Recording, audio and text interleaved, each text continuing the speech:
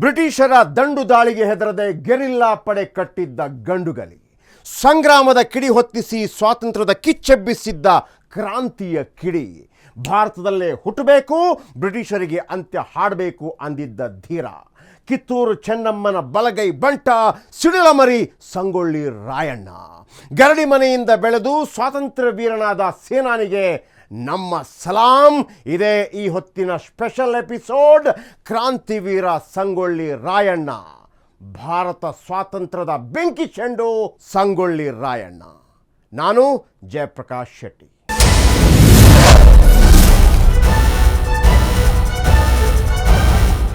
ಅದು ಬರೀ ಮಣ್ಣಲ್ಲ, ಸ್ವಾಭಿಮಾನದ ಕಿಚ್ಚು ಹೊತ್ತಿ ಉರಿದ ಕ್ರಾಂತಿಯ ನೆಲ. ಭಾರತದಲ್ಲಿ ಬ್ರಿಟಿಷರ ಸೂರ್ಯ ಯಾವತ್ತಿಗೂ ಮುಳುಗೋದೇ ಇಲ್ಲ ಎಂದು ಬೀಗ್ತಾ ಇದ್ದ ಆಂಗ್ಲರಿಗೆ ಮೊದಲ ಬಾರಿಗೆ ಸಿಂಹ ಸ್ವಪ್ನವಾಗಿ ಕಾಡಿದ್ದು ಇದೇ ಕ್ರಾಂತಿ ಭೂಮಿ. ಅದೇ ನಮ್ಮ ನಾಡಿನ ಹೆಮ್ಮೆಯ ಕಿತ್ತೂರು. ಹೌದು, ಮಾತೃಭೂಮಿಯ ರಕ್ಷಣೆಗೋಸ್ಕರ ಖಡ್ಗ ಹಿಡಿದು ಬ್ರಿಟಿಷರ ಎದೆಯಲ್ಲಿ ನಡುಕ ಹುಟ್ಟಿಸಿದ ವೀರನಾರಿ ಕಿತ್ತೂರಿನ ರಾಣಿ ಚೆನ್ನಮ್ಮ ಮತ್ತು ಆಕೆಯ ಆಶ್ರಯದಲ್ಲಿ ಬೆಳೆದು ಕಿತ್ತೂರಿನ ರಕ್ಷಣೆಗಾಗಿ ತನ್ನ ಪ್ರಾಣವನ್ನೇ ತೃಣಕ್ಕೆ ಸಮಾನ ಎಂದು ತ್ಯಾಗ ಮಾಡಿದ ಮಹಾಕ್ರಾಂತಿ ಸೇನಾನಿ ಸಂಗೊಳ್ಳಿ ರಾಯಣ್ಣ. ಈತ ಕಿತ್ತೂರಿನ ರಣಭೂಮಿಯಲ್ಲಿ ಅಂದು ಇಂಗ್ಲಿಷರ ನಿದ್ದೆಗೆಡಿಸಿದ್ದ. ರಾಯಣ್ಣನ ಯುದ್ಧ ತಂತ್ರಗಾರಿಕೆಗೆ ಬ್ರಿಟಿಷರೇ ಬೆಪ್ಪಾಗಿ ಹೋಗಿದ್ರು. ಬ್ರಿಟಿಷರ ಅಹಂಕಾರಕ್ಕೆ ಸವಾಲು ಹಾಕಿದ್ದ. ರಾಯಣ್ಣನನ್ನು ಎದುರಿಸಲು ಆ ಬ್ರಿಟಿಷ್ ಪಡೆಗೆ ಕಿಂಚಿತ್ತೂ ಧೈರ್ಯ ಇರಲಿಲ್ಲ. ಆದರೆ ಸ್ವಂತ ಲಾಭಕ್ಕಾಗಿ ಅಧಿಕಾರದ ಆಸೆಗೆ ಬಿದ್ದ ನಮ್ಮ ದೇಶದ್ರೋಹಿಗಳೇ ಬ್ರಿಟಿಷರ ಜೊತೆ ಸೇರಿ ರಾಯಣ್ಣನನ್ನು ಬಂಧಿಸೋದಕ್ಕೆ ಸಂಚು ರೂಪಿಸಿದರು. ಕಿತ್ತೂರು ಸಂಸ್ಥಾನದ ಶಕ್ತಿ ಮತ್ತು ಸಾಮರ್ಥ್ಯ ರಾಯಣ್ಣನ ರಕ್ತದಲ್ಲೇ ಇತ್ತು. ರಾಣಿ ಚೆನ್ನಮ್ಮನವರ ಸೈನ್ಯದ ರಕ್ಷಕನಾಗಿ ಸೇನಾಧಿಪತಿಯಾಗಿ ರಾಯಣ್ಣ ಸೇವೆಗೆ ನಿಂತಾಗ ಕಿತ್ತೂರಿಗೆ ಒಂದು ಹೊಸ ಬಲ ಬಂದಂತಾಯಿತು. ರಾಯಣ್ಣನ ಪ್ರತಿ ಉಸಿರನ್ನು ದೇಶದ ಸ್ವಾತಂತ್ರ್ಯಕ್ಕೆ ಮುಡಿಪಾಗಿಡುವಂತೆ ಮಾಡಿತು. ಅಂಥ ಅಮರ ಜ್ಯೋತಿ ಸಂಗೊಳ್ಳಿ ರಾಯಣ್ಣನ ಮಹಾಗಾಥೆಯನ್ನು ಮತ್ತೊಮ್ಮೆ ನಿಮಗೆ ನೆನಪು ಮಾಡಿಕೊಡ್ತಾ ಇದ್ದೀನಿ. ಅದಕ್ಕಾಗಿ ಈ ಎಪಿಸೋಡ್ ನಿಮಗಾಗಿ. ಬ್ರಿಟಿಷರ ದಂಡು ದಾಳಿಗೆ ಹೆದರದೆ ಗೆರಿಲ್ಲಾ ಪಡೆ ಕಟ್ಟಿದ್ದ ಗಂಡುಗಲಿ, ಸಂಗ್ರಾಮದ ಕಿಡಿ ಹೊತ್ತಿಸಿ ಸ್ವಾತಂತ್ರ್ಯದ ಕಿಚ್ಚೆಬ್ಬಿಸಿದ ಕ್ರಾಂತಿಯ ಕಿಡಿ, ಭಾರತದಲ್ಲೇ ಹುಟ್ಟಬೇಕು, ಬ್ರಿಟಿಷರಿಗೆ ಅಂತ್ಯ ಹಾಡಬೇಕು ಅಂದಿದ್ದ ಧೀರ, ಕಿತ್ತೂರು ಚೆನ್ನಮ್ಮನ ಬಲಗೈ ಬಂಟ ಸಿಡಿಲಮರಿ ಸಂಗೊಳ್ಳಿ ರಾಯಣ್ಣ, ಗರಡಿ ಮನೆಯಿಂದ ಬೆಳೆದು ಸ್ವಾತಂತ್ರ್ಯ ವೀರನಾದ ಸೇನಾನಿಗೆ ನಮ್ಮ ಸಲಾಂ.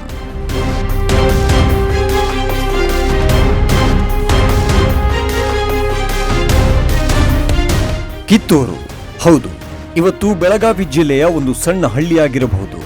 ಆದರೆ ಸುಮಾರು 150 ವರ್ಷಗಳ ಹಿಂದೆ ಒಂದು ಶ್ರೀಮಂತ ಸಾಮ್ರಾಜ್ಯದ ರಾಜಧಾನಿಯಾಗಿತ್ತು. ದಕ್ಷಿಣದಲ್ಲಿ ಬೆಳಗಾವಿಯಿಂದ ಹಿಡಿದು ಉತ್ತರದಲ್ಲಿ ಧಾರವಾಡದವರೆಗೆ ಹರಡಿಕೊಂಡಿದ್ದ ಸಾಮ್ರಾಜ್ಯವದು. ಪೋರ್ಚುಗೀಸರ ಆಳ್ವಿಕೆಯಲ್ಲಿದ್ದ ಗೋವಾ, ಮೈಸೂರು, ಮಹಾರಾಷ್ಟ್ರ ಹಾಗೂ ಹೈದರಾಬಾದ್ನಂತಹ ಬಲಿಷ್ಠ ರಾಜ್ಯಗಳ ಜೊತೆಗೆ ಈ ಕಿತ್ತೂರು ಕೂಡ ಒಂದು. ಅಂದಿನ ಕಿತ್ತೂರು ಅಂದ್ರೆ ಬರೀ ಯುದ್ಧ ಭೂಮಿಯಷ್ಟೇ ಆಗಿರಲಿಲ್ಲ, ಅದೊಂದು ವ್ಯಾಪಾರ ಕೇಂದ್ರವಾಗಿತ್ತು. ನಂದಗಡ, ಖಾನಾಪುರ, ಬೈಲಹೊಂಗಲ, ಸಂಪಗಾವಿ ಈ ಎಲ್ಲ ಊರುಗಳು ಸಮೃದ್ಧ ವ್ಯಾಪಾರಕ್ಕೆ ಹೆಸರಾಗಿದ್ದವು.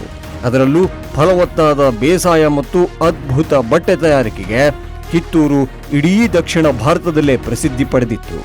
ಇಂತಹ ಸಮೃದ್ಧ ಕಿತ್ತೂರನ್ನು ಆಳಿದವರೇ ಕಿತ್ತೂರಿನ ರಾಣಿ ಚೆನ್ನಮ್ಮ.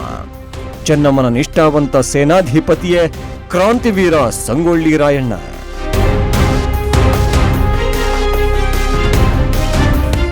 ಸಂಗೊಳ್ಳಿ, ಹೌದು, ದೇಶಭಕ್ತಿಗೆ, ನಿಷ್ಠೆಗೆ, ಪರಾಕ್ರಮಕ್ಕೆ, ಕ್ರಾಂತಿಕಾರಿ ಹೋರಾಟಗಳಿಗೆ ಮತ್ತೊಂದು ಹೆಸರೇ ಸಂಗೊಳ್ಳಿ. ಕಿತ್ತೂರಿನಿಂದ 9 ಮೈಲಿ ದೂರದಲ್ಲಿ ಮತ್ತು ಮಲಪ್ರಭಾ ನದಿಯ ದಂಡೆಯ ಮೇಲಿದೆ ಸಂಗೊಳ್ಳಿ ಗ್ರಾಮ. ಅಲ್ಲಿ ಭರಮಣ್ಣ ಎಂಬ ವ್ಯಕ್ತಿ ವಾಲಿಕಾರನಿದ್ದ. ಸರ್ಕಾರಿ ಕಾಗದ ಪತ್ರಗಳನ್ನ ಗ್ರಾಮದಿಂದ ತಾಲೂಕಿಗೆ, ತಾಲೂಕಿನಿಂದ ಗ್ರಾಮಕ್ಕೆ ತಲುಪಿಸೋದೇ ಈತನ ಕೆಲಸವಾಗಿತ್ತು. ಭರಮಣ್ಣ ಕೂಡ ಪರಾಕ್ರಮಿಯಾಗಿದ್ದವನು. ಒಂದು ದಿನ ಕಾಡಿಗೆ ಹೊರಟ ಭರಮಣ್ಣ ಅಡಗಿ ಕುಳಿತಿದ್ದ ಹುಲಿಯನ್ನ ಹುಡುಕಿ ಎದುರು ನಿಂತ. ಭಯಂಕರವಾಗಿ ಗರ್ಜಿಸುತ್ತಾ ಹಾರಿದ ಹೆಬ್ಬುಲಿಯನ್ನ ಧೈರ್ಯವಾಗಿ ಎದುರಿಸಿ ತನ್ನ ಹರಿತವಾದ ಕತ್ತಿಯಿಂದ ಅದನ್ನು ಸಂಹರಿಸಿದ. ಈ ಕಾದಾಟದಲ್ಲಿ ಹುಲಿ ಭರಮಣ್ಣನನ್ನ ಗಾಯಗೊಳಿಸಿತ್ತು. ಪ್ರಜೆಗಳ ಜೀವ ರಕ್ಷಣೆಗೆ ಭರಮಣ್ಣನ ರಕ್ತ ಹರಿಯಿತು. ಈ ಸಾಹಸವನ್ನ ಮೆಚ್ಚಿದ ಕಿತ್ತೂರಿನ ಅರಸರು ಭರಮಣ್ಣನಿಗೆ ರಕ್ತ ಮಾನ್ಯದ ಹೊಲವನ್ನ ಉಡುಗೊರೆಯಾಗಿ ನೀಡಿದರು. ಈ ವೀರ ಭರಮಣ್ಣ ಮತ್ತು ಕೆಂಚವ್ವ ದಂಪತಿಯ ಮಕ್ಕಳೇ ಸಿದ್ದಣ್ಣ ಮತ್ತು ರಾಯಣ್ಣ. ಈ ಸಹೋದರರು ಬಾಲ್ಯದಲ್ಲಿ ಕುರಿ ಮೇಯಿಸಲು ಹೋಗ್ತಾ ಇದ್ರು. ಸಂಜೆ ಮನೆಗೆ ಬಂದೊಡನೆ ರಾಯಣ್ಣ ವಿಶ್ರಾಂತಿ ಪಡೆದುಕೊಳ್ತಾ ಇರಲಿಲ್ಲ. ನೇರವಾಗಿ ಗರಡಿ ಮನೆಗೆ ಓಡುತ್ತಿದ್ದ. ಗೆಳೆಯರೊಂದಿಗೆ ಅಂಗ ಸಾಧನೆ ಹಾಗೂ ಹಲವು ರೀತಿಯ ಶಸ್ತ್ರಾಸ್ತ್ರಗಳ ಅಭ್ಯಾಸ ಮಾಡ್ತಾ ಇದ್ದ. ರಾಯಣ್ಣನನ್ನ ಕಂಡ್ರೆ ಇಡೀ ಕಿತ್ತೂರು ಮೆಚ್ಚಿಕೊಂಡಿತ್ತು. ಹೌದು, ಕಿತ್ತೂರು ಸಂಸ್ಥಾನದ ಸಂಪತ್ತು ಮುಂದೊಂದು ದಿನ ಶಾಪವಾಗತ್ತೆ ಅಂತ ರಾಣಿ ಚೆನ್ನಮ್ಮ ಅಂದುಕೊಂಡಿರಲಿಲ್ಲ. ಆ ದಿನಗಳು ಬಂದೇ ಬಿಡ್ತು. ಬ್ರಿಟಿಷರ ಕ್ರೂರ ಕಣ್ಣುಗಳು ಕಿತ್ತೂರಿನ ಖಜಾನೆಯ ಮೇಲೆ ಬಿತ್ತು. ಸಾಮ್ರಾಜ್ಯ ವಿಸ್ತರಣೆ ಜೊತೆಗೆ ಈ ಅಪಾರ ಸಂಪತ್ತನ್ನು ಲೂಟಿ ಮಾಡುವುದಕ್ಕೆ ಬ್ರಿಟಿಷರು ಸಂಚು ರೂಪಿಸಿದರು. ಇಂಗ್ಲಿಷರ ಈ ಕುತಂತ್ರದ ಕೆಟ್ಟ ಕಣ್ಣು ಕಿತ್ತೂರಿನ ವೀರರಾಣಿ ಚೆನ್ನಮ್ಮನಿಗೆ ತಿಳಿಯುವುದಕ್ಕೆ ಹೆಚ್ಚು ದಿನಗಳು ಬೇಕಾಗಿರಲಿಲ್ಲ. ಮಾತೃಭೂಮಿಯ ಸ್ವಾತಂತ್ರ್ಯಕ್ಕೆ ಧಕ್ಕೆ ಬಂದಾಗ ಸುಮ್ಮನೆ ಕುಳಿತುಕೊಳ್ಳುವ ರಕ್ತ ಕಿತ್ತೂರಿನವರದಲ್ಲ, ನಮ್ಮ ಮಣ್ಣನ್ನು ಬಿಟ್ಟುಕೊಡೋ ಪ್ರಶ್ನೆಯೇ ಇಲ್ಲ ಎಂದು ಘರ್ಜಿಸಿದ ರಾಣಿ ಕಿತ್ತೂರಿನ ಹಳ್ಳಿಗಳಿಗೂ ತಕ್ಷಣವೇ ಡಂಗುರ ಸಾರಲು ಆಜ್ಞೆ ಮಾಡ್ತಾಳೆ. ಪ್ರತಿಯೊಬ್ಬ ಪ್ರಜೆಗೂ ನಾಡಿನ ಸ್ವಾಭಿಮಾನದ ಕರೆ ತಲುಪತ್ತೆ. ದೇಶ ಪ್ರೇಮದ ಬೆಂಕಿ ಪ್ರತಿಯೊಬ್ಬ ಕನ್ನಡಿಗನ ಎದೆಯಲ್ಲೂ ಉರಿತಾ ಇತ್ತು. ಈ ಯುದ್ಧದ ಕರೆ ಕೇಳಿ ಸಂಗೊಳ್ಳಿ ಗ್ರಾಮದಿಂದ ಒಬ್ಬ ಸಿಂಹದಂಥ ತರುಣ ಎದ್ದು ಬಂದ. ಆತನೇ ವೀರಾಧಿ ವೀರ ಸಂಗೊಳ್ಳಿ ರಾಯಣ್ಣ. ರಾಯಣ್ಣ ತನ್ನಲ್ಲಿದ್ದ ದೇಶಭಕ್ತಿಯ ಜ್ವಾಲೆಯಿಂದ ನೂರಾರು ತರುಣರನ್ನ, ಯುವಕರನ್ನ ಸಂಘಟಿಸಿ ತರಬೇತಿ ನೀಡಿ ಕಿತ್ತೂರಿಗೆ ಕರೆತಂದ. ಮುಂದೇನಾಯ್ತು? ರಾಯಣ್ಣ ಹೌದು, ದೇಶಭಕ್ತಿ, ದೈವಭಕ್ತಿ, ಶೌರ್ಯದಲ್ಲಿ ತಂದೆಯನ್ನು ಮೀರಿಸಿದ ಯುವಕ. ಸಂಗೊಳ್ಳಿಯ ಯುವಕರಿಗೆಲ್ಲ ರಾಯಣ್ಣ ಆಪ್ತನಾಗಿದ್ದ. ಹುಡುಗರಿಗೆಲ್ಲ ಆದರ್ಶ ನಾಯಕನಾಗಿದ್ದ. ಕಾಮನ ಹಬ್ಬದಲ್ಲಿ ರಾಯಣ್ಣ ಹಾಕುತ್ತಿದ್ದ ಹುಲಿವೇಷ ನೋಡೋದಕ್ಕೆ ಅಕ್ಕಪಕ್ಕದ 10 ಹಳ್ಳಿಗಳಿಂದ ಜನ ಹರಿದು ಬರ್ತಾ ಇದ್ರು. ಒಬ್ಬ ಸಾಮಾನ್ಯ ವಾಲಿಕಾರನ ಮಗನಾಗಿ ಗರಡಿ ಮನೆಯಲ್ಲಿ ಪಳಗಿದ್ದನು. ಈ ಗರಡಿ ಮನೆಯಲ್ಲಿ ಒಂದಾದವರೇ ರಾಯಣ್ಣ, ಬಾಳಣ್ಣ ಮತ್ತು ಚನ್ನಬಸಣ್ಣ. ಈ 3 ಪ್ರಾಣ ಸ್ನೇಹಿತರು. ಈ ತ್ರಿಮೂರ್ತಿಗಳ ಸಾಹಸದ ಕಥೆ ಕಿತ್ತೂರಿನ ಅರಮನೆಯನ್ನ ತಲುಪಿತು. 3 ಕಿತ್ತೂರಿಗೆ ಬಂದರು. ಸೈನ್ಯದ ಹಿರಿಯ ಅಧಿಕಾರಿಗಳ ಮುಂದೆ ತಮ್ಮ ಅಪ್ರತಿಮ ಯುದ್ಧ ಕಲೆಗಳನ್ನು ಪ್ರದರ್ಶನ ಮಾಡಿದರು. ಅಧಿಕಾರಿಗಳು ಬೆರಗಾಗಿ ತಕ್ಷಣವೇ ರಾಣಿ ಚೆನ್ನಮ್ಮನಿಗೆ ವರದಿ ಮಾಡಿದರು. ಸಂಗೊಳ್ಳಿಯ ಈ ತರುಣ ವೀರರನ್ನ ನೋಡಿ ಚೆನ್ನಮ್ಮನಿಗೆ ಅತ್ಯಂತ ಸಂತೋಷವಾಯಿತು.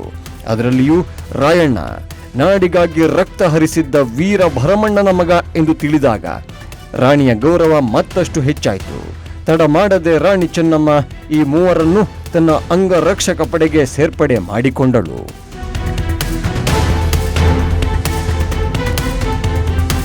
ಒಂದು ಕಡೆ ಕಿತ್ತೂರಿನ ದಂಡನಾಯಕ ಗುರುಸಿದ್ದಪ್ಪನ ನೇತೃತ್ವದಲ್ಲಿ ಇಡೀ ಸೈನ್ಯ ತಯಾರಿ ನಡೆಸ್ತಾ ಇತ್ತು. ಗುರುಸಿದ್ದಪ್ಪನವರು ಯುದ್ಧ ತಂತ್ರ ಮತ್ತು ಅನುಭವ ರಾಯಣ್ಣನಂತವರಿಗೆ ಶಕ್ತಿಯನ್ನ ತುಂಬಿತ್ತು. ಬ್ರಿಟಿಷರು ನಮ್ಮ ತಂಟೆಗೆ ಬಂದರೆ ಅವರನ್ನ ಅದೇ ಮಣ್ಣಿನಲ್ಲಿ ಬಲಿ ಕೊಡೋದಕ್ಕೆ ಕಿತ್ತೂರಿನ ಶೂರ ಸೈನ್ಯ ಸಂಪೂರ್ಣವಾಗಿ ಸಜ್ಜಾಗಿ ನಿಂತಿತ್ತು. ಇನ್ನೊಂದು ಕಡೆ ಅದೇ ಸಮಯದಲ್ಲಿ ಧಾರವಾಡದ ಬ್ರಿಟಿಷ್ ಕಲೆಕ್ಟರ್ ಆಗಿದ್ದವರು ಥ್ಯಾಕ್ರೆ, ಅಹಂಕಾರಿ ಕುತಂತ್ರಿ ಥ್ಯಾಕ್ರೆಗೆ ಕಿತ್ತೂರಿನ ಸಂಪತ್ತನ್ನ ಹೇಗಾದ್ರೂ ಮಾಡಿ ಬ್ರಿಟಿಷ್ ಖಜಾನೆಗೆ ಸೇರಿಸಬೇಕು ಅನ್ನೋ ದುರಾಸೆ ಇತ್ತು. ಕಿತ್ತೂರಿನಲ್ಲಿ ದತ್ತುಪುತ್ರನ ಹಕ್ಕನ್ನು ನಿರಾಕರಿಸಿದ ಆತ ಕಿತ್ತೂರು ಈಗ ಬ್ರಿಟಿಷರ ಆಸ್ತಿ ಎಂದು ಹೇಳಿಕೊಂಡು ಬರುತ್ತಾ ಇದ್ದ. ಕೊನೆಗೆ 1824 ಅಕ್ಟೋಬರ್ 21 ಕಿತ್ತೂರಿನ ಇತಿಹಾಸದಲ್ಲೇ ಅತ್ಯಂತ ಕಪ್ಪು ದಿನ. ಧಾರವಾಡದಿಂದ ಥ್ಯಾಕ್ರೆ ಬೃಹತ್ ಬ್ರಿಟಿಷ್ ಸೈನ್ಯ, ಫಿರಂಗಿ ಹಾಗೂ ಆಯುಧಗಳ ಸಮೇತವಾಗಿ ಕಿತ್ತೂರಿನತ್ತ ಹೊರಟ. ಆತನ ಏಕೈಕ ಗುರಿ ಇದ್ದಿದ್ದು ಕಿತ್ತೂರಿನ ಖಜಾನೆಯನ್ನ ಬಲವಂತವಾಗಿ ವಶಪಡಿಸಿಕೊಳ್ಳುವುದು ಮತ್ತು ರಾಣಿ ಚೆನ್ನಮ್ಮನನ್ನ ಶರಣಾಗುವಂತೆ ಮಾಡುವುದು. ಅಕ್ಟೋಬರ್ 21 ಸೂರ್ಯ ಮುಳುಗ್ತಾ ಇದ್ದಂತೆ ಬ್ರಿಟಿಷ್ ಪಡೆಗಳು ಕಿತ್ತೂರಿನ ಕೋಟೆಯನ್ನ ಸುತ್ತುವರೆದವು.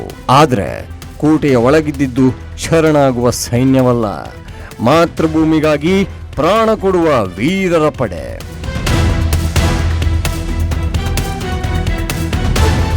ಕಿತ್ತೂರಿನ ಬಾಗಿಲುಗಳು ತೆರೆದುಕೊಂಡವು.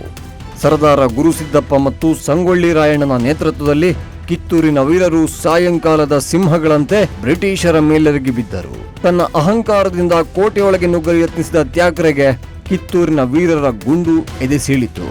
ಕಲೆಕ್ಟರ್ ಥ್ಯಾಕ್ರೆ ನೆಲಕ್ಕುರುಳಿದ. ಬ್ರಿಟಿಷ್ ಪಡೆಗಳು ದಿಕ್ಕಾಪಾಲಾಗಿ ಓಡಿ ಹೋದವು. ಭಾರತದಲ್ಲಿ ಇಂಗ್ಲಿಷರ ವಿರುದ್ಧ ನಡೆದ ಅತ್ಯಂತ ಪ್ರಮುಖ ಮತ್ತು ಪ್ರಥಮ ಜಯದ ಕಹಳೆ ಕಿತ್ತೂರಿನ ಮಣ್ಣಿನಲ್ಲಿ ಮೊಳಗಿತು. ಆಗ ಬ್ರಿಟಿಷರಿಗೆ ಸಿಕ್ಕಿದ್ದು ಸಾವು ಮತ್ತು ಅವಮಾನ. ರಾಣಿ ಚೆನ್ನಮ್ಮ, ಸಂಗೊಳ್ಳಿ ರಾಯಣ್ಣ ಹಾಗೂ ಸರದಾರ ಗುರುಸಿದ್ದಪ್ಪ ಅವರು ತೋರಿದ ಈ ಧೈರ್ಯ ಕನ್ನಡಿಗರ ಸ್ವಾಭಿಮಾನದ ಸಂಕೇತವಾಗಿ ಉಳಿತು. 1824 ಅಕ್ಟೋಬರ್ 21ರಂದು ಪ್ರಾರಂಭವಾದ ಈ ಕಿಚ್ಚು ಮುಂದೆ ಭಾರತದ ಸ್ವಾತಂತ್ರ್ಯ ಸಂಗ್ರಾಮಕ್ಕೆ ದಾರಿದೀಪವಾಯಿತು. ಕಿತ್ತೂರಿನ ಈ ವೀರಗಾಥೆ ಯುಗ ಯುಗಾಂತರಗಳವರೆಗೂ ಪ್ರತಿಯೊಬ್ಬ ಭಾರತನ ಕಣಕಣದಲ್ಲೂ ದೇಶಭಕ್ತಿಯನ್ನ ತುಂಬುತ್ತಲೇ ಇದೆ. 1924 ಡಿಸೆಂಬರ್ನಲ್ಲಿ ಬ್ರಿಟಿಷರು ಮತ್ತಷ್ಟು ದೊಡ್ಡ ಸೈನ್ಯದೊಂದಿಗೆ ಕಿತ್ತೂರಿಗೆ ಮುತ್ತಿಗೆ ಹಾಕಿದರು. ಆದರೆ ಕಪ್ಪು ಚುಕ್ಕೆಯಂತೆ ಮನೆಯೊಳಗಿನ ದ್ರೋಹಿಗಳು ಬ್ರಿಟಿಷರ ಜೊತೆ ಕೈ ಜೋಡಿಸಿಬಿಟ್ರು. ಹೌದು, ದೇಶದ್ರೋಹಿಗಳ ಕಾರಣದಿಂದ ಕಿತ್ತೂರು ಕೋಟೆಯನ್ನು ಬ್ರಿಟಿಷರು ವಶಪಡಿಸಿಕೊಂಡ್ರು. ರಾಣಿ ಚೆನ್ನಮ್ಮರನ್ನು ಬಂಧಿಸಿ ಬೈಲಹೊಂಗಲ ಜೈಲಲ್ಲಿ ಇಡಲಾಯಿತು. ರಾಣಿ ಚೆನ್ನಮ್ಮ ಜೈಲಲ್ಲಿದ್ದರೂ ಕಿತ್ತೂರಿನ ಕ್ರಾಂತಿಯ ಕಿಚ್ಚು ಆರಿರಲಿಲ್ಲ. ಆಗ ಮತ್ತೆ ಬೆಂಕಿಯ ಚೆಂಡಿನಂತೆ ಬಂದವನೇ ನಮ್ಮ ಸಂಗೊಳ್ಳಿ ರಾಯಣ್ಣ. ಚೆನ್ನಮ್ಮನ ಬಂಧನದ ನಂತರ ಕಿತ್ತೂರನ್ನ ಮತ್ತೆ ಸ್ವತಂತ್ರಗೊಳಿಸಲು ರಾಯಣ್ಣ ಪಣ ತೊಡ್ತಾನೆ. ರಾಯಣ್ಣ ಈ ಸಲ ಎಂದಿನಂತೆ ಯುದ್ಧ ಮಾಡಲಿಲ್ಲ, ಬದಲಿಗೆ ಬ್ರಿಟಿಷರ ನಿದ್ದೆಗೆಡಿಸುವುದಕ್ಕೆ ಗೆರಿಲ್ಲಾ ಯುದ್ಧ ಮಾರ್ಗ ಆಯ್ದುಕೊಳ್ತಾನೆ. ಯಾವ ಮಟ್ಟಕ್ಕೆ ಯುದ್ಧ ಇತ್ತು ಅಂದರೆ, ರಾಯಣ್ಣನ ಹೆಸರು ಕೇಳಿದ್ರೆ ಬ್ರಿಟಿಷ್ ಅಧಿಕಾರಿಗಳು ಗಡ ಗಡ ಗಡ ನಡುಕ್ತಾ ಇದ್ರು. ಚೆನ್ನಮ್ಮನಿಗೆ ತನ್ನ ಬಲಗೈ ಬಂಟ ಸಂಗೊಳ್ಳಿ ರಾಯಣ್ಣನ ಮೇಲೆ ಅಪಾರವಾದಂಥ ನಂಬಿಕೆ ಇತ್ತು. ರಾಯಣ್ಣ ಮಾತ್ರವಲ್ಲ, ಆತನ ಗೆಳೆಯರ ಶೌರ್ಯ, ದೇಶ ಪ್ರೇಮ ಹಾಗೂ ಕಿತ್ತೂರಿನ ತಾಕತ್ತಿನ ಮೇಲೆ ಚೆನ್ನಮ್ಮಗೆ ಅಪಾರವಾದಂಥ ನಂಬಿಕೆ ಇತ್ತು. ಸಂಗೊಳ್ಳಿ ರಾಯಣ್ಣ ಮತ್ತೆ ಆ ಕಿಚ್ಚನ್ನ ಕ್ರಾಂತಿಯಾಗಿ ಮುಂದುವರಿಸ್ತಾನೆ. ಇತ್ತ ಬೈಲಹೊಂಗಲದ ಸೆರೆಮನೆಯಲ್ಲಿದ್ದಾಗಲೂ ಚೆನ್ನಮ್ಮನ ಧೈರ್ಯ ಕುಗ್ಗಲಿಲ್ಲ. ಮುಂದೇನಾಯಿತು?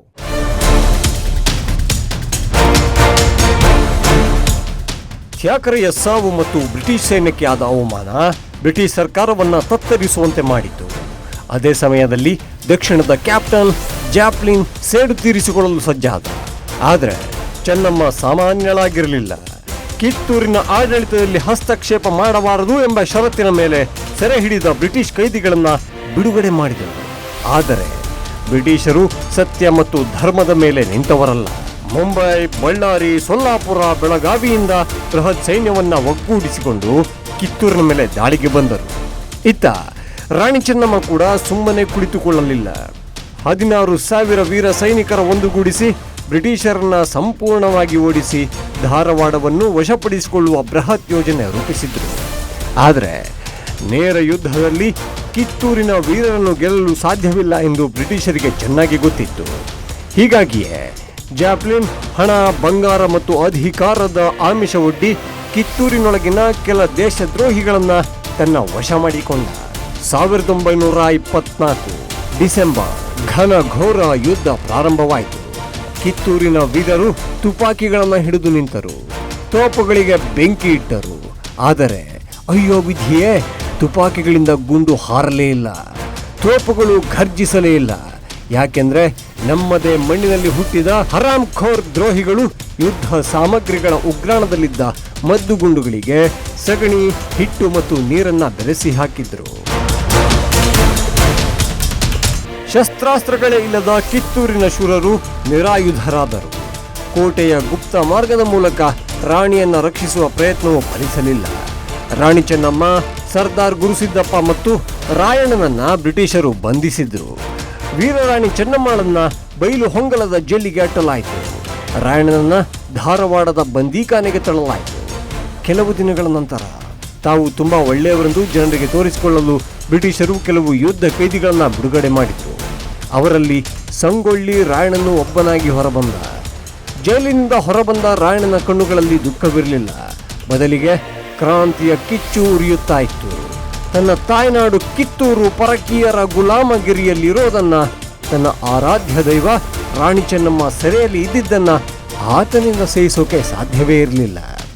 ಬ್ರಿಟಿಷರು ಅಂದುಕೊಂಡಿದ್ರು, ಕಿತ್ತೂರನ್ನ ಗೆದ್ದೆವು, ಚೆನ್ನಮ್ಮಳನ್ನ ಜೈಲಿಗಟ್ಟಿದೆವು, ಇನ್ನು ನಮ್ಮನ್ನು ಕೇಳೋರೇ ಇಲ್ಲ ಅಂತ. ಆದರೆ ಅವರಿಗೆ ಗೊತ್ತಿರಲಿಲ್ಲ, ಧಾರವಾಡದ ಜೈಲಿನಿಂದ ಹೊರಬಂದ ರಾಯಣ್ಣ ಕಿತ್ತೂರಿನ ಸ್ವಾತಂತ್ರ್ಯಕ್ಕಾಗಿ ಕಾಡಿನಲ್ಲಿ ನಿಂತು ಗೆರಿಲ್ಲಾ ಯುದ್ಧ ಆರಂಭಿಸುವ ಕ್ರಾಂತಿ ಜ್ವಾಲೆಯಾಗುತ್ತಾನೆ ಎಂದು. ಕಿತ್ತೂರಿನ ಆ ಸ್ವಾಭಿಮಾನದ ಜ್ವಾಲೆ ತಣ್ಣಗಾಯ್ತ. ರಾಣಿ ಚೆನ್ನಮ್ಮನ ಪತನದ ನಂತರ ಕ್ರಾಂತಿಯ ಕಿಡಿ ಸಂಪೂರ್ಣ ನಂದಿ ಹೋಯ್ತಾ? ನೋ, ಇಲ್ಲ. ಅಂದು ಬ್ರಿಟಿಷರ ಸೆರೆಮನೆಯಿಂದ ಹೊರಬಂದ ಆ ಒಬ್ಬ ಕ್ರಾಂತಿವೀರ ಮಾತೃಭೂಮಿಯ ಸ್ವಾತಂತ್ರ್ಯಕ್ಕಾಗಿ ಮತ್ತೆ ಎದ್ದು ನಿಂತವನೇ ನಮ್ಮ ಸಂಗೊಳ್ಳಿ ರಾಯಣ್ಣ. ಬಂಧನದ ನಂತರ ಸೆರೆಮನೆಯಿಂದ ಹೊರಬಂದ ರಾಯಣ್ಣನನ್ನು ನೋಡಿದರೆ ಗುರುತಿಸೋದು ಕೂಡ ಕಷ್ಟವಿತ್ತು. ಹರಿದು ಹೋದ ಬಟ್ಟೆಗಳು, ಬೆಳೆದ ಕುರುಚಲು ಗಡ್ಡ, ಬಾಡಿದ ಮುಖ, ಅಂದು ಗರಡಿಯಲ್ಲಿ ಕಸರತ್ತು ಮಾಡಿ ಮೆರೆಯುತ್ತಾ ಇದ್ದ ಆ ಉಕ್ಕಿನಂತಹ ದೇಹ ಕಿರುಕುಳದಿಂದ ಬಳಲಿ ಹೋಗಿತ್ತು. ಆದರೆ ಆ ದೇಹ ಬಳಲಿದ್ರೂ ಅವನ ಎದೆಯೊಳಗಿನ ದೇಶಭಕ್ತಿಯ ಬೆಂಕಿ ಮಾತ್ರ ಆರಿರಲಿಲ್ಲ. ಆಮೇಲೆ ಸೆರೆಮನೆಯಿಂದ ರಾಯಣ್ಣ ಸಂಗೊಳ್ಳಿಗೆ ಕಾಲಿಟ್ಟಾಗ ಆ ಊರು ಸಂಪೂರ್ಣವಾಗಿ ಬದಲಾಗಿತ್ತು. ಕಿತ್ತೂರು ರಾಣಿಯ ಧರ್ಮರಾಜ್ಯ ಮುಗಿದು ಬ್ರಿಟಿಷರ ದಬ್ಬಾಳಿಕೆ ಶುರುವಾಗಿತ್ತು. ಜನರು ಕಾಲದ ಹರಿವಿಗೆ ತಕ್ಕಂತೆ ಬ್ರಿಟಿಷರ ಕಾನೂನುಗಳಿಗೆ ಒಗ್ಗಿಕೊಳ್ಳೋಕೆ ಶುರು ಮಾಡಿದರು. ಊರಿನ ಗೌಡರು, ಕುಲಕರ್ಣಿಗಳು, ದೇಸಾಯಿಗಳು ಎಲ್ಲರೂ ಕೂಡ ಬ್ರಿಟಿಷರ ನೌಕರರಾಗಿ ಬದಲಾಗಿದ್ದರು. ಬ್ರಿಟಿಷರು ಆಡಳಿತದ ಹೆಸರಲ್ಲಿ ಕಿತ್ತೂರಿನ ಸೀಮೆಗಳನ್ನು ಚೂರು ಚೂರು ಮಾಡಿದ್ದರು. ಕಿತ್ತೂರು, ಬೀಡಿ, ಸಂಪಗಾವಿ ಎಂದು ಹೊಸ ತಾಲೂಕುಗಳನ್ನು ರಚನೆ ಮಾಡಿ ಸಂಗೊಳ್ಳಿಯನ್ನ ಸಂಪಗಾವಿ ತಾಲೂಕಿಗೆ ಸೇರಿಸಿದರು. ಸಂಪಗಾವಿಯ ಅಮಲ್ದಾರನಾಗಿ ಕೃಷ್ಣರಾಯ ಎಂಬುವನು ಆಡಳಿತ ಮಾಡ್ತಾ ಇದ್ದ. ಆಗ ರಾಯಣ್ಣನ ಕಣ್ಣಿಗೆ ಬಿದ್ದಿದ್ದು ಅರಮನೆಯ ಉತ್ತರ ದಿಕ್ಕಿನ ಆ ಒಂದು ಕಿಂಡಿ. ಅದು ಸಾಮಾನ್ಯ ಕಿಂಡಿಯಲ್ಲ.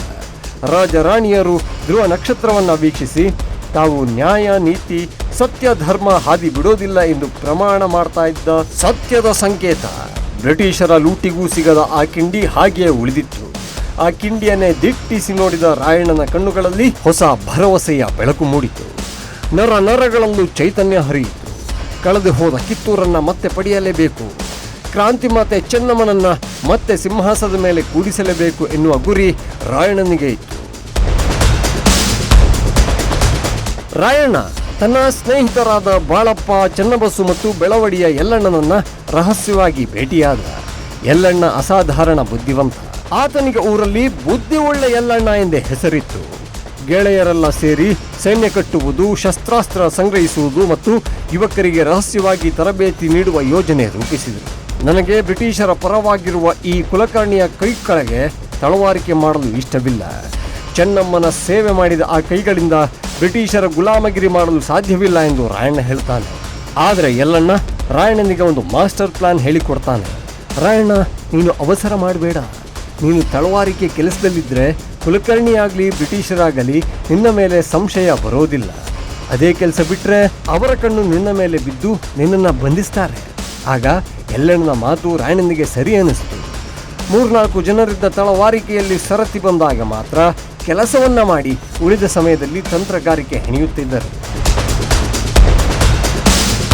ಬ್ರಿಟಿಷರ ಕುತಂತ್ರಕ್ಕೆ ಸಿಲುಕಿ ಬಯಲು ಹೊಂಗಲದ ಕತ್ತಲ ಕೋಣೆಯಲ್ಲಿ ಬಂದಿಯಾಗಿದ್ದ ಕಿತ್ತೂರಿನ ಸಿಂಹನಾರಿ ಕ್ರಾಂತಿಜ್ಯೋತಿ ರಾಣಿ ಚೆನ್ನಮ್ಮನ ಆರೋಗ್ಯ ದಿನದಿಂದ ದಿನಕ್ಕೆ ಕ್ಷೀಣಿಸ್ತಾ ಇತ್ತು. ರಾಜ್ಯವನ್ನ ಕಳೆದುಕೊಂಡ ದುಃಖ, ಅನ್ಯಾಯದ ವಿರುದ್ಧದ ಉರಿ. ರಾಜವೈದ್ಯರು ನೀಡುತ್ತಿದ್ದರೂ ಚಿಕಿತ್ಸೆ ಫಲಿಸ್ತಾ ಇರಲಿಲ್ಲ. ಆದರೆ ಆ ಬ್ರಿಟಿಷರ ಕಾವಲು ಪಡೆಯ ಕಣ್ಣು ತಪ್ಪಿಸಿ ಬ್ರಿಟಿಷರ ಎದೆಯಲ್ಲಿ ನಡುಕ ಹುಟ್ಟಿಸುತ್ತಿದ್ದ ಆ ವೀರ ಸೇನಾನಿ ಸಂಗೊಳ್ಳಿ ರಾಯಣ್ಣನಿಗೆ ಹೇಗಾದರೂ ಮಾಡಿ ತನ್ನ ಒಡತಿಯನ್ನ ಭೇಟಿಯಾಗಬೇಕಿತ್ತು. ಚೆನ್ನಮ್ಮನಿಗೆ ಧೈರ್ಯ ತುಂಬಬೇಕಿತ್ತು. ತಾಯ್ನಾಡಿನ ದೇಶ ಪ್ರೇಮಿಗಳೆಲ್ಲ ಒಗ್ಗೂಡಿ ಕಿತ್ತೂರನ್ನು ಸ್ವತಂತ್ರಗೊಳಿಸಲು ಕೈಗೊಂಡಿರುವ ಮಾಸ್ಟರ್ ಪ್ಲಾನ್ ವಿವರಿಸಬೇಕು. ಎಲ್ಲಕ್ಕಿಂತ ಮಿಗಿಲಾಗಿ ಕ್ರಾಂತಿಯ ಮುಂದಿನ ಹಾದಿಗೆ ಆ ತಾಯಿ ಆಶೀರ್ವಾದ ಪಡೆಯಬೇಕು. ಹೀಗೆ ಅಂದುಕೊಂಡು ರಾಯಣ್ಣ ತುದಿಗಾಲಲ್ಲಿ ನಿಂತಿದ್ದ. ಆದರೆ ಸೆರೆಮನೆಗೆ ಬಿಗಿ ಕಾವಲಿತ್ತು. ದೈವ ಭಕ್ತೆಯಾಗಿದ್ದ ಚೆನ್ನಮ್ಮನ ಭೇಟಿಗೆ ಜಂಗಮರಿಗೆ ಮಾತ್ರ ಅವಕಾಶವಿತ್ತು. ಇದನ್ನು ಬಳಸಿಕೊಂಡ ರಾಯಣ್ಣ ಆತನ ಗೆಳೆಯ ಚೆನ್ನಬಸವ ಜಂಗಮ ವೇಷ ಧರಿಸಿ ಅಸಲಿ ಸನ್ಯಾಸಿಗಳಂತೆ ಕಾವಲುಗಾರರ ಕಣ್ಣಿಗೆ ಮಣ್ಣೆರಚಿ ಬಂದೀಖಾನೆಯೊಳಗೆ ಹೆಜ್ಜೆ ಇಟ್ಟರು. ರಾಣಿ ಚೆನ್ನಮ್ಮರನ್ನು ನೋಡಿದ ರಾಯಣ್ಣನ ಕಣ್ಣುಗಳು ತೇವಗೊಂಡು ಆದರೆ ಇದು ಅಳುವ ಸಮಯ ಆಗಿರಲಿಲ್ಲ, ಕ್ರಾಂತಿಯ ಬೆಂಕಿ ಹೊತ್ತಿಸುವ ಸಮಯ ಎಂದು ರಾಯಣ್ಣ ತಾಯಿಯ ಪಾದಕ್ಕೆ ನಮಸ್ಕಾರ ಮಾಡ್ತಾನೆ. ಆಗ ಚೆನ್ನಮ್ಮ ಬ್ರಿಟಿಷರನ್ನ ಸದೆಬಡಿಯಲು ಒಂದು ಉಪಾಯ ಹೇಳ್ತಾಳೆ. ಅಷ್ಟೇ ಅಲ್ಲ, ಸೈನ್ಯ ಕಟ್ಟೋದಕ್ಕೆ ತಾನು ಧರಿಸಿದ್ದ ಕೊನೆಯ ಬಂಗಾರದ ಎಲ್ಲ ಒಡವೆಗಳನ್ನು ಗಂಟು ಕಟ್ಟಿ ರಾಯಣ್ಣನ ಕೈಗಿಟ್ಟು ಆಶೀರ್ವಾದ ನೀಡಿ ಕಳುಹಿಸಿಕೊಡ್ತಾಳೆ. ಬ್ರಿಟಿಷ್ ಸೇನೆ ರಾಯಣ್ಣನ ಹೆಸರು ಕೇಳಿದರೆ ಸಾಕು ಗಡಗಡ ನಡುಗ್ತಾ ಇತ್ತು. ಮೊದಲಿಗೆ ಸಣ್ಣ ಕಿಡಿಯಾಗಿ ಕಂಡ ರಾಯಣ್ಣನ ಆ ಹೋರಾಟ ಮುಂದೆ ಬೆಂಕಿಯಾಗಿ ಇಡೀ ಬ್ರಿಟಿಷ್ ಸಾಮ್ರಾಜ್ಯವನ್ನೇ ಸುಡುತ್ತೆ ಅಂತ ಬ್ರಿಟಿಷರು ಊಹಿಸಿರಲಿಲ್ಲ. ರಾಯಣ್ಣನನ್ನು ಬಂಧಿಸದಿದ್ದರೆ ತಮ್ಮ ಸರ್ಕಾರಕ್ಕೆ ಉಳಿಗಾಲವಿಲ್ಲ ಎಂಬ ಸತ್ಯ ಬ್ರಿಟಿಷರಿಗೆ ಆಗ ಗೊತ್ತಾಯಿತು. ನೇರ ಯುದ್ಧದಲ್ಲಿ ರಾಯಣ್ಣನನ್ನು ಎದುರಿಸೋದಕ್ಕೆ ಸಾಧ್ಯವಿಲ್ಲ ಅಂತ ಇಂಗ್ಲಿಷರಿಗೆ ಗೊತ್ತಾಯಿತು. ಅದಕ್ಕಾಗಿ ತಮ್ಮ ಹಳೆಯ ತಂತ್ರಕ್ಕಿಳಿದರು. ಹಣದ ಆಸೆಗೆ ಮರಳಾಗುವ ದ್ರೋಹಿಗಳನ್ನು ಹುಡುಕಿದ್ರು. ರಾಯಣ್ಣನ ತಲೆಗೆ ಬಹುಮಾನ ಘೋಷಿಸಿ ಆತನ ಬಂಧನಕ್ಕೆ ಜಾಲ ಬೀಸಿದ್ರು. ರಾಯಣ್ಣನ ಪ್ರತಿಯೊಂದು ಹೆಜ್ಜೆ ಮೇಲೂ ಕಣ್ಣಿಟ್ಟಿದ್ದ ಈ ದೇಶದ್ರೋಹಿಗಳು ರಾಯಣ್ಣ ಈಜಲು ನದಿಗೆ ಹೋಗುವ ಸಮಯವನ್ನೇ ಕಾಯ್ತಾ ಇದ್ರು. ರಾಯಣ್ಣನ ಭದ್ರತೆಗೆ ನಿಂತಿದ್ದ ಲಕ್ಕನ ಬಳಿ ಹೋದ ಲಿಂಗನಗೌಡ ವೆಂಕನಗೌಡನಿಗೆ ಬ್ರಿಟಿಷ್ ಸೈನ್ಯವನ್ನು ಕರೆತರಲು ಸನ್ನೆ ಮಾಡಿದ. ಬ್ರಿಟಿಷ್ ಪಡೆ ಮತ್ತು ವೇಷ ಮರೆಸಿಕೊಂಡ ದೇಶೀಯ ಸೈನಿಕರ ಹಿಂಡು ನದಿಯ ಹತ್ತಿರ ಬಂದೇ ಬಿಡ್ತು. ನದಿಯಲ್ಲಿ ಪ್ರತಿ ಸಲ ಈಜು ಆಡುವಾಗಲೂ ಕತ್ತಿಯನ್ನು ಬಾಯಲ್ಲಿ ಹಿಡಿದು ಈಜುತ್ತಿದ್ದ ರಾಯಣ್ಣನ ಶೌರ್ಯವನ್ನು ಕಂಡು ಪೊದೆಯ ಮರೆಯಲ್ಲಿದ್ದ ದೇಶದ್ರೋಹಿಗಳು ಬೆಚ್ಚಿಬಿದ್ರು. ಕತ್ತಿ ಕೈಯಲ್ಲಿರುವವರೆಗೆ ಈ ಹುಲಿಯನ್ನು ಬಂಧಿಸುವುದು ಅಸಾಧ್ಯವೆಂದು ತಿಳಿದ ಅವರು ರಾಯಣ್ಣ ಬಟ್ಟೆ ಬದಲಾಯಿಸಲು ತನ್ನ ಕತ್ತಿಯನ್ನು ನಂಬಿಕಸ್ಥನೆಂದು ಭಾವಿಸಿದ್ದ ಲಕ್ಕನ ಕೈಗೆ ಕೊಟ್ಟ ತಕ್ಷಣ, ಏ ಲಕ್ಕ ಮಗನ, ಕತ್ತಿ ತಗೊಂಡು ಓಡು ಎಂದು ಆ ದ್ರೋಹಿಗಳು ಹೇಳ್ತಾರೆ. ಗಾಬರಿ ಬಿದ್ದ ಲಕ್ಕ ಕತ್ತಿಯೊಂದಿಗೆ ಮರೆಯಾಗ್ತಾನೆ. ನಂತರ ಏನಾಗತ್ತೆ ಹೇಳ್ತೀನಿ ಕೇಳಿ. ಸಿಂಹದಂತೆ ಗರ್ಜಿಸುತ್ತಿದ್ದ ರಾಣಿ ಚೆನ್ನಮ್ಮ ಆ ಸಣ್ಣ ಕತ್ತಲ ಕೊಠಡಿಯಲ್ಲಿ ಬಂದಿಯಾಗಿದ್ರೂ ಕೂಡ ಆಕೆಯ ಕಣ್ಣುಗಳಲ್ಲಿ ಸ್ವಾಭಿಮಾನದ ಕಿಡಿ ಹಾರಿರಲಿಲ್ಲ. ಆದರೆ ಬ್ರಿಟಿಷರ ದಬ್ಬಾಳಿಕೆ, ತನ್ನ ಸಾಮ್ರಾಜ್ಯದ ವಿನಾಶ ಆಕೆಯ ಹೃದಯವನ್ನ ಹಿಂಡಿ ಹಿಪ್ಪೆ ಮಾಡಿತ್ತು. ಬಯಲು ಹೊಂಗಲದ ಸೆರೆಮನೆಯಲ್ಲಿದ್ದ ಚೆನ್ನಮ್ಮನಿಗೆ ರಾಯಣ್ಣ ನಡೆಸುತ್ತಿದ್ದ ಗೆರಿಲ್ಲಾ ಯುದ್ಧದ ಸುದ್ದಿ ತಲುಪುತ್ತಿತ್ತು. ನನ್ನ ನಾಡು ಇನ್ನೂ ಜೀವಂತವಾಗಿದೆ ಎಂಬ ಭರವಸೆ ಆಕೆಯಲ್ಲಿನ ಭರವಸೆಯ ಬೆಳಕನ್ನ ಜೀವಂತವಾಗಿಟ್ಟಿತ್ತು. ಆದರೆ ದಿನದಿಂದ ದಿನಕ್ಕೆ ಆಕೆಯ ಆರೋಗ್ಯ ಹಾಳಾಗ್ತಾ ಇತ್ತು. 1829 ಫೆಬ್ರವರಿ 2 ಕಿತ್ತೂರಿನ ಇತಿಹಾಸದಲ್ಲಿ ಕಪ್ಪು ದಿನ. ಬೈಲಹೊಂಗಲ ಸೆರೆಮನೆಯಲ್ಲಿ ರಾಣಿ ಚೆನ್ನಮ್ಮ ಕೊನೆಯ ಉಸಿರೆಳೆದರು. ಮಾತೃ ಸಮಾನ ರಾಣಿಯ ಅಗಲಿಕೆ ರಾಯಣ್ಣನನ್ನ ಇನ್ನಿಲ್ಲದಂತೆ ಕಾಡಿತು. ಆದರೆ ಆತ ಧೃತಿಗೆಡಲಿಲ್ಲ. ತನ್ನ ಕೊನೆಯ ಉಸಿರು ಇರುವವರೆಗೂ ಕಿತ್ತೂರಿನ ಸ್ವಾತಂತ್ರ್ಯಕ್ಕಾಗಿ ಹೋರಾಡುತ್ತೇನೆ ಎಂದು ಶಪಥ ಮಾಡಿದ. ಬ್ರಿಟಿಷರ ನಿದ್ದೆಗಡಿಸಿದ್ದ ಕಿತ್ತೂರಿನ ಗಂಡುಗಲಿ ಸಂಗೊಳ್ಳಿ ರಾಯಣ್ಣನನ್ನ ಎದುರಿಸಲು ಬ್ರಿಟಿಷ್ ಪಡೆಗೆ ಧೈರ್ಯವಿರಲಿಲ್ಲ. ಆದರೆ ಸ್ವಂತ ಲಾಭ ಮತ್ತು ಅಧಿಕಾರದ ಆಸೆಗೆ ಬಿದ್ದ ಸ್ವದೇಶಿ ದ್ರೋಹಿಗಳು ಬ್ರಿಟಿಷರ ಜೊತೆಗೂಡಿ ಸಂಚು ರೂಪಿಸಿದರು. ರಾಯಣ್ಣನ ಪ್ರತಿಯೊಂದು ಹೆಜ್ಜೆ ಮೇಲೂ ಕಣ್ಣಿಟ್ಟಿದ್ದ ಈ ಹರಾಮಕೋರರು ರಾಯಣ್ಣ ನದಿಗೆ ಈಜಲು ಹೋದ ಸಮಯವನ್ನೇ ಕಾಯ್ತಾ ಇದ್ರು. ರಾಯಣ್ಣನ ಭದ್ರತೆಗೆ ನಿಂತಿದ್ದ ಲಕ್ಕನ ಬಳಿ ಹೋದ ಲಿಂಗನಗೌಡ ವೆಂಕನಗೌಡನಿಗೆ ಬ್ರಿಟಿಷ್ ಸೈನ್ಯವನ್ನ ಕರೆತರಲು ಸನ್ನೆ ಮಾಡಿದ. ಅಡವಿ ತುಂಬ ಮಬ್ಬುಗತ್ತಲು ಆವರಿಸ್ತಾ ಇದ್ದ ಹಾಗೆ ಬ್ರಿಟಿಷ್ ಪಡೆ ಮತ್ತು ವೇಷ ಮರೆಸಿಕೊಂಡು ದೇಶೀಯ ಸೈನಿಕರ ಹಿಂಡು ಕೊಳದತ್ತ ಧಾವಿಸಿತು. ನದಿಯಲ್ಲಿ ಈಜಾಡುವಾಗಲೂ ಕತ್ತಿಯನ್ನ ಬಾಯಿಯಲ್ಲಿ ಹಿಡಿದು ಈಜುತ್ತಿದ್ದ ರಾಯಣ್ಣನ ಶೌರ್ಯವನ್ನ ಕಂಡು ಲಿಂಗನಗೌಡ ಬೆಚ್ಚಿ ಬಿದ್ದ.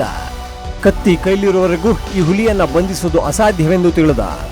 ರಾಯಣ್ಣ ಬಟ್ಟೆ ಬದಲಾಯಿಸಲು ತನ್ನ ಕತ್ತಿಯನ್ನ ನಂಬಿಕಸ್ಥನೆಂದು ಭಾವಿಸಿದ್ದ ಲಕ್ಕನ ಕೈಗೆ ಕೊಟ್ಟ ತಕ್ಷಣ, ಏ ಲಕ್ಕ ಮಗನ, ಕತ್ತಿ ತಗೊಂಡೋಡು ಎಂದು ಗದರಿದ. ಗಾಬರಿ ಬಿದ್ದ ಲಕ್ಕ ಕತ್ತಿಯೊಂದಿಗೆ ಮರೆಯಾದ. ತನ್ನವರೇ ಮಾಡಿದ ದ್ರೋಹದ ಬಗ್ಗೆ ತಿಳಿದುಕೊಂಡ ರಾಯಣ್ಣನ ರಕ್ತ ಕುದಿಯಿತು. ಎಲ್ಲಾ ಕೊನ್ನೆ, 4 ಕಾಸಿನ ಆಸೆಗೆ ತಾಯ್ನಾಡಿಗೆ ದ್ರೋಹ ಬಗಿತೀಯಾ ಅಂತ ದ್ರೋಹಿಗಳನ್ನ ಮಟ್ಟ ಹಾಕಲು ಮುಂದೆ ಬರ್ತಾನೆ. ಆದರೆ ಅಷ್ಟರಲ್ಲೇ ಸುತ್ತುವರೆದ 100 ಬ್ರಿಟಿಷ್ ಮತ್ತು ಕಿತ್ತೂರಿನ ಸಮವಸ್ತ್ರ ಧರಿಸಿದ್ದವರು ರಾಯಣ್ಣನನ್ನ ಬಂಧಿಸಿದ್ದವು. ತನ್ನ ತಮ್ಮನಂತಿದ್ದ ಲಕ್ಕ ಗಡಗಡ ನಡುಗುತ್ತಾ ನಿಂತಿರುವುದನ್ನು ಕಂಡ ರಾಯಣ್ಣ, ಛೀ ದೇಶದ್ರೋಹಿ, ರೊಕ್ಕ ಬೇಕಿದ್ರೆ ನಾನೇ ಕೊಡ್ತಿದ್ದೆ, ಸ್ವಂತ ಸುಖಕ್ಕಾಗಿ ಕಿತ್ತೂರಿನ ದಾಸಕ್ಕೆ ತಳ್ಳಿಬಿಟ್ಟಲ್ಲೋ ಎಂದು ಛೀಮಾರಿ ಹಾಕಿದ. ಕಿತ್ತೂರಿನ ಒಂದು ಹುಲಿ ಸತ್ರೆ ಕ್ರಾಂತಿ ಮುಗೀತು ಅಂತ ತಿಳಿಬೇಡಿ. ಹುಲಿ ವಂಶ ಇನ್ನೂ ಜೀವಂತವಾಗಿದೆ. 1000 ಕ್ರಾಂತಿವೀರರು ಹುಟ್ಟಿ ಬರ್ತಾರೆ ಎಂದು ದೇಶದ್ರೋಹಿಗಳಿಗೆ ಹೇಳಿದ. ಇತ್ತ ಲಕ್ಕ ರಾಯಣ್ಣನ ಕತ್ತಿ ತೋರಿಸಿ ರಾಯಣ್ಣನ ಬ್ರಿಟಿಷರು ಕೊಂದಿದ್ದಾರೆ, ಓಡಿ ಹೋಗಿ ಜೀವ ಉಳಿಸಿಕೊಳ್ಳಿ ಅಂತ ಸುಳ್ಳು ಸುದ್ದಿಯನ್ನ ಹಬ್ಬಿಸಿದ. ಗಜವೀರ, ಯಲ್ಲಣ್ಣ, ಬಾಳಪ್ಪನಂತಹ ನಾಯಕರಲ್ಲದ ದಂಡು ನಾಯಕನಿಲ್ಲದೆ ಚಲ್ಲಾಪಿಲ್ಲಿಯಾಯಿತು. ಧಾರವಾಡ ಕೋಟೆಯಲ್ಲಿ ರಾಯಣ್ಣನ ವಿಚಾರಣೆ ನಡೆಯಿತು. ಬ್ರಿಟಿಷರು ಇದನ್ನ ಸ್ವಾತಂತ್ರ್ಯ ಹೋರಾಟ ಎಂದೇ ಸರ್ಕಾರದ ವಿರುದ್ಧದ ಬಂಡಾಯ ಅಂತ ಕರೆದು ರಾಯಣ್ಣ ಮತ್ತು ಆತನ 6 ಜನ ಸಂಗಡಿಗರಿಗೆ ಮರಣ ದಂಡನೆಯನ್ನು ವಿಧಿಸಲಾಯಿತು. ರಾಯಣ್ಣನ ಧೈರ್ಯ ಮತ್ತು ಸಾಹಸಕ್ಕೆ ಕೆಲ ಆಂಗ್ಲ ಅಧಿಕಾರಿಗಳೇ ಶಹಬಾಷ್ ಅಂದಿದ್ರು. ಇಂತಹ ಶೂರ ವೀರನಿಗೆ ಮರಣದಂಡನೆ ಕೊಡುವುದು ಸರಿಯಲ್ಲ ಅಂತ ಅಧಿಕಾರಿಯೊಬ್ಬ ಹೇಳಿದ್ದನು. ಆದರೆ ಭಯಬಿದ್ದ ಲಿಂಗನಗೌಡ ವೆಂಕನಗೌಡರು ಆತನನ್ನ ಜೀವಂತ ಬಿಟ್ಟರೆ ನಮ್ಮ ಜೀವಕ್ಕೆ ಅಪಾಯ ಎಂದು ಕೈ ಜೋಡಿಸಿ ಬೇಡಿಕೊಂಡಾಗ ಬ್ರಿಟಿಷರು ಗಲ್ಲಿಗೇರಿಸುವ ನಿರ್ಧಾರಕ್ಕೆ ಬಂದರು. ಜನರಲ್ಲಿ ಭಯ ಹುಟ್ಟಿಸೋದಕ್ಕೆ ನಂದಗಡದಲ್ಲೇ ಸಾರ್ವಜನಿಕವಾಗಿ ನೇಣಿಗೇರಿಸಲು ಸಿದ್ಧತೆ ನಡೆಸಲಾಯಿತು. ನೇಣುಗಂಬದ ಬಳಿ ನಿಂತ ರಾಯಣ್ಣನ ಕಣ್ಣುಗಳಲ್ಲಿ ಸಣ್ಣ ಭಯ ಕೂಡ ಇರಲಿಲ್ಲ. ಆತ ಮುಗುಳ್ನಗುತ್ತಾ ನೇಣಿನ ಹಗ್ಗವನ್ನ ಚುಂಬಿಸಿದ. ಗಲ್ಲಿಗೇರುವ ಮುನ್ನ ಆತನಾಡಿದ ಮಾತುಗಳು ಇಂದಿಗೂ ನಂದಗಡದಲ್ಲಿ ಗಾಳಿಯಲ್ಲಿದೆ. ನನ್ನ ಕೊನೆಯ ಆಸೆ ಒಂದೇ, ಈ ಮಾತೃಭೂಮಿಯಲ್ಲಿ ನಾನು ಮತ್ತೆ ಹುಟ್ಟಿ ಬರಬೇಕು, ಮತ್ತೆ ಬ್ರಿಟಿಷರ ವಿರುದ್ಧ ಹೋರಾಡಿ ನನ್ನ ನಾಡನ್ನ ಸ್ವತಂತ್ರಗೊಳಿಸಬೇಕು ಎಂದು. 1931 ಜನವರಿ 26 ನಂದಗಡದ ಸಾರ್ವಜನಿಕ ಸ್ಥಳದಲ್ಲಿ ರಾಯಣ್ಣನನ್ನ ಗಲ್ಲಿಗೇರಿಸಿದರು. ರಾಯಣ್ಣನ ದೇಹ ಆಲದ ಮರದಲ್ಲಿ ತೂಗಾಡಿತು. ಆದರೆ ಆತನ ದೇಶಭಕ್ತಿ ಕೋಟಿ ಕೋಟಿ ಭಾರತೀಯರ ಹೃದಯದಲ್ಲಿ ಅಮರವಾಯಿತು. ವಿಶೇಷ ಅಂದ್ರೆ ಆಗಸ್ಟ್ 15, 1798 ರಾಯಣ್ಣ ಭೂಮಿಗೆ ಬಂದ ದಿನ. ಅದೇ ಆಗಸ್ಟ್ 15, 1947ರಂದು ಭಾರತಕ್ಕೆ ಬ್ರಿಟಿಷರಿಂದ ಸ್ವಾತಂತ್ರ್ಯ ಸಿಕ್ಕಿತು. ಜನವರಿ 26, 1831 ರಾಯಣ್ಣ ಬ್ರಿಟಿಷರ ಗಲ್ಲಿಗೇರಿ ಅಮರರಾದ ದಿನ. ತಾನು ಪ್ರಾಣತ್ಯಾಗ ಮಾಡಿದ ದಿನದಂದೇ ದೇಶದ ಸಂವಿಧಾನ ಜಾರಿಗೆ ಬರುತ್ತೆ. ಸಂಗೊಳ್ಳಿ ರಾಯಣ್ಣ ಕೇವಲ ಒಂದು ಇತಿಹಾಸದ ಪುಟವಲ್ಲ, ಪ್ರತಿಯೊಬ್ಬ ಕನ್ನಡಿಗನ, ಪ್ರತಿಯೊಬ್ಬ ಭಾರತೀಯನ ಎದೆಯಲ್ಲಿ ಉರಿಯುವ ದೇಶಭಕ್ತಿಯ ಜ್ವಾಲೆ. ಇದು ಇವತ್ತಿನ ಸ್ಪೆಷಲ್ ಎಪಿಸೋಡ್. ನೋಡ್ತಾ ಇರಿ ಅಶ್ವವೇಗ ನ್ಯೂಸ್.